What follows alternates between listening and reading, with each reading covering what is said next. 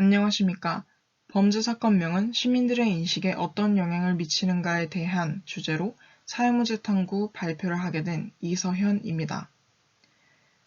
우선 범죄 사건이 발생하였을 때 언론에서 보도하는 사건명에 따라 사람들의 인식이 변하는지 알아보고자 5월 15일부터 29일까지 청소년과 성인을 포함한 총 50명을 대상으로 연구를 진행하였습니다. 우선 문헌연구법으로 조사한 내용에 따르면 대부분의 사람들은 범죄 사건을 개인적으로 직접 경험하지 못하기 때문에 주로 언론을 통해 범죄 현실을 파악합니다. 기사 헤드라인은 특정 사건의 속성과 방향을 결정하는 데 상대적으로 큰 영향을 미칩니다. 그러나 헤드라인은 독자에게 오해를 불러일으키거나 감정에 피해를 줄 가능성이 있습니다. 이는 언론이 주로 다루는 범죄 사건에도 적용되는데 사람들의 생명이나 인격과 관계되어 있는 범죄 사건은 언론이 어떤 언어를 선택해 사용하는가에 따라 그 의미가 전혀 다르게 전달되기도 합니다. 팔달산 토막살인 사건, 섬마을 여교사 성폭행 사건, 원영이 학대 사건, 인분 교수 사건 등 4대 범죄 사건의 보도 언어의 특징과 경향을 빅데이터 분석으로 통해 파악한 결과 국내 언론은 살인범이나 가해자에 초점을 맞춘 보도가 주를 이룬다는 것을 알 수 있으며 자극적이고 선정적인 부분에 집중해 보도가 이루어진다는 것을 알 수 있습니다. 다음은 성인과 청소년을 포함한 50명에게 설문지법으로 조사를 한 결과입니다. 질문은 총 3가지를 했는데요. 처음에는 최근 1년 동안 읽은 범죄 뉴스는 몇 회인지에 대하여 물었으며 그중 가해자와 피해자 이름으로 된 사건명의 비율을 물었습니다. 각각의 답변을 바탕으로 그런 사건명을 접했을 때의 특징을 질문하였으며 마지막으로 사건명은 가해자의 이름으로 지어져야 하는지 피해자 이름으로 지어져야 하는지에 대해서 물었습니다. 설문조사 응답 인원 중 약 70%가 최근 1년간 범죄 뉴스를 6회 이상 접하였다고 말하였으며 그중 87%는 피해자 이름으로 된 사건명의 비율이 높았다고 체감하였습니다. 가해자 이름으로 된 사건명을 보았을 때 느끼는 특징을 나열하였는데요. 응답 없음을 제외한 질문 중 18%로 가장 높은 비율을 차지한 가해자 이름을 오래 기억한다. 다음으로 범죄명을 보면 사건의 내용이 쉽게 떠오른다가 13%, 범죄 사건에 대한 관심이 증가한다가 8%, 피해자에 대한 안타까움이 더욱 증가한다가 3%의 결과값을 나타내었습니다. 반면 피해자 이름으로 된 사건명을 보았을 때 느낀 특징은 다음과 같습니다. 약 49%가 가해자 이름을 알지 못한다고 답하였고 24%가 범죄명을 보면 사건의 내용이 쉽게 떠오른다고 하였습니다. 뒤이어 가해자에 대한 분노가 증가한다, 범죄 사건에 대한 관심이 증가한다 순으로 많은 비율을 차지한다는 것을 알 수 있습니다. 마지막으로 범죄명은 누구의 이름으로 정해져야 하는가에 대한 질문의 답변으로는 97%의 응답자가 가해자의 이름으로 지어져야 한다고 답하였습니다.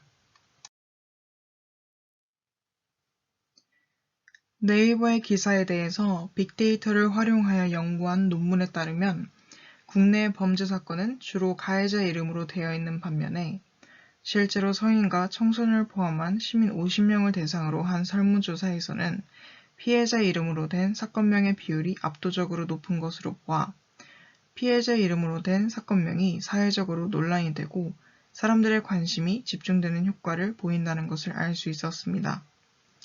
또한 가해자 이름으로 된 사건명은 이름 정자로 정하여 사건의 정황을 명확히 알기 어렵지만 피해자 이름으로 된 사건명은 노원구 새 모녀 살인사건이라는 특징을 나타내어 사건을 보다 쉽게 떠올릴 수 있다는 의견이 있었습니다. 피해자의 이름으로 된 사건명을 많이 접해본 응답자일수록 가해자 이름으로 사건명을 정하는 것이 바람직하다고 생각하는 응답의 비율이 높았습니다. 독특했던 점은 가해자 이름으로 된 사건명을 봤을 때 피해자에게 느끼는 안타까움과 피해자 이름으로 된 사건명을 봤을 때 가해자에게 느끼는 분노가 비슷한 비율로 나타난다는 점입니다.